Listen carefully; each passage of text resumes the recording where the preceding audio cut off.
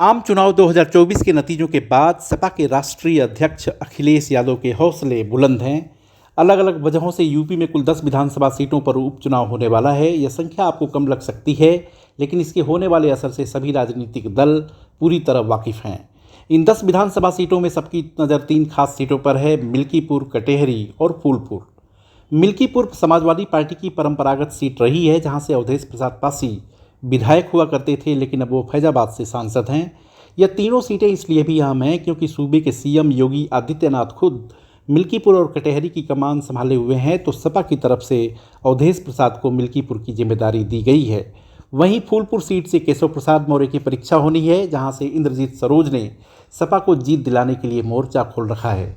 अगर समाजवादी पार्टी की बात करें तो अवधेश प्रसाद और इंद्रजीत सरोज का नाता यस्सी समाज से है, जिसे 2027 के विधानसभा चुनाव के मद्देनज़र अहम माना जा रहा है। मिल्कीपुर विधानसभा उपचुनाव में किसे जीत मिलेगी या किस दल को हार, ये तो आने वाला समय बताएगा, क्योंकि मतदाता इस बात का फैसला करेंगे कि वो किसे पसंद करते हैं। लेकिन उससे पहले वहाँ की जातीय गणित को, जातीय गोलबंदी को समझना ज़रूरी है, क्योंकि उत्तर प्रदेश की सियासत में तो ये देखा गया है कि विकास कार्य कितना भी क्यों न हो, जातियाँ जो भारी पड़ जाती हैं। तो उस मद्देनज़र से अगर विधानसभा मिल्कीपुर की बात करें तो यहाँ पर यादव, पासी और ब्राह्मण वोटर्स की संख्या ज़्यादा है। ये तीनों वर्ग जो है ये इस बात का फैसला करता है कि किसकी विजय होने वाली है या किसकी हार होने वाली है। करीब 65,000 यादव मतदाता, 60,000 पासी, ब्राह्मणों की संख्या 50,000, मुस्लिम 35,000, गैर पासी दलित 50,000, मौर्य 8,000 और ठाकुर मतदाताओं की संख्या 25,000 है। अब यदि इस संख्या को देखें तो निश्चित तौर पे आप अंदाज़ा लगा सकते हैं कि किसका पक्ष भारी हो सकता है। लेकिन राजनीति की एक अपनी अलग टेस्ट है कि यहाँ पे केवल अर्थमेटिक के आधार पर जीत या हार नहीं होती है, उसमें केमिस्ट्री का बहुत बड़ा रोल है।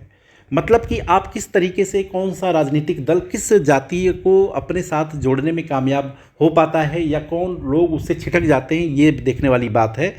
तो कुल मिला कर के आप ये कह सकते हैं कि जातीय गोलबंदी भी जो होती है वो समय के साथ बनती और बिगड़ती रहती है। ऐसा नहीं है कि आज कोई जाति का समूह जो किसी दल के साथ है तो वो परमानेंट उसके साथ रहेगा। वो समय के साथ उसमें बदलाव होता है, और ये भारत की पूरी राजनीतिक व्यवस्था को अगर आप देखें तो ये चीज़ आपको नज़र आएगी। अब ये ज़रूरी यहाँ पे ये है, दूसरा सवाल ये बनता है कि मिल्कीपुर की जीत किसको ज़्यादा ज़रूरी है। क्या यूपी के सीएम योगी आदित्यनाथ के लिए मिल्कीपुर की सीट जीतना बहुत ज़्यादा ज़रूरी है, या अखिलेश यादव के लिए चुनौती बहुत ज़्यादा है? इसकी भी चर्चा हम आगे करेंगे। फैजाबाद संसदीय सीट इस दफ़ा बीजेपी हार गई और उसकी चर्चा आज भी होती है। इलाके के लोग कहते हैं कि समाजवादी पार्टी ने यह सीट उसी दिन जीत ली थी जब इस सामान्य सीट से अखिलेश यादव ने दलित चेहरे यानी अवधेश प्रसाद पासी को मौका दिया था। रही सही कसर बीजेपी के उम्मीदवार लल्लू सिंह ने पूरी कर दी थी। अवधेश प्रसाद पासी सांसद बनने से पहले मिल्कीपुर विधानसभा से विधायक रहे और जीत मिलने के बाद उन्हें सीट छोड़नी पड़ी। यह सीट परंपरागत तौर पर समाजवादी पार्टी की ही रही है, लिहाजा अखिलेश यादव के सामने चुनौती कहीं अधिक है। बीजेपी के लिए चुनौती इस वजह से है कि फैजाबाद की हार का बदला लेने का मौका उसे मिला हुआ है। आपने महसूस भी किया होगा और महसूस करते भी होंगे कि कभी कभी 1 रुपये की कीमत 100 रुपये से ज़्यादा हो जाती है, हालांकि 100 रुपया तो 1 रुपये से बड़ा होता है। फैजाबाद की ये जो विधानसभा सीट है मिल्कीपुर, वो बीजेपी के लिए 1 रुपये जैसी है।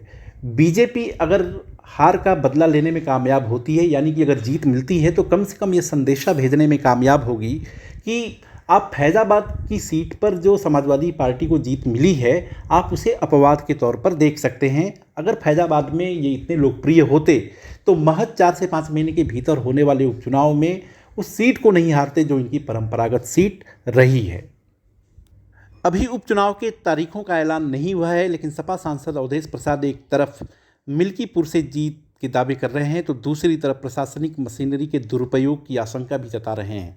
वो कहते हैं कि दुनिया की कोई भी ताकत नहीं हरा सकती है, लेकिन समाजवादी धड़े को यह बात अच्छी तरह से पता है कि सियासत में परसेप्शन यानी लोगों की धारणा अहम होती है। मिल्कीपुर कहने के लिए तो एक सीट है, लेकिन वो सीट कई चेहरों के राजनीतिक भविष्य को तय कर देगी। वीडियो को लाइक, शेयर और सब्सक्राइब करें। देखते रहिए इंडिया अड्डा।